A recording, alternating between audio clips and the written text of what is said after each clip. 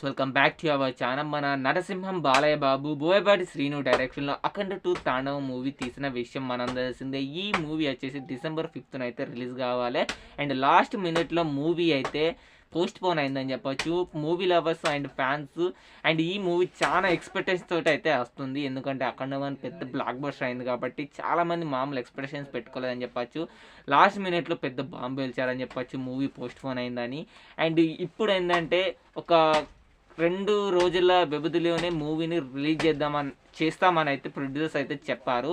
And కానీ అది solve కాక ప్రాబ్లం అండ్ ఈ డేట్ వరకు అయితే వచ్చింది.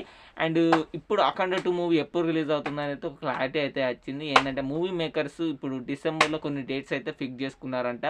అండ్ డిసెంబర్ 5th కాకుండా డిసెంబర్ 12th అండ్ ఇంకా సంక్రాంతి రేసులో కూడా అంటే జనవరిలో కూడా మూవీని రిలీజ్ చేద్దామని అనుకుంటున్నారంట. అండ్ డిసెంబర్లో అయినా జనవరిలోనైతే రిలీజ్ అవుతుందని అయితే ఫిలిం సర్కిల్లో టాక్ అయితే నడుస్తుంది. ఎంతవరకు నిజమనేది తెలియదు, ఆ ప్రాబ్లం సాల్వ్ అయిందో కూడా తెలియదు. అండ్ ఎంతమంది అఖండ 2 తాండవ మూవీ కోసం ఈగర్గా వెయిట్ చేస్తున్నారో వీడియో కింద కామెంట్ చేయండి బాలయ్య బాబు ఫ్యాన్స్.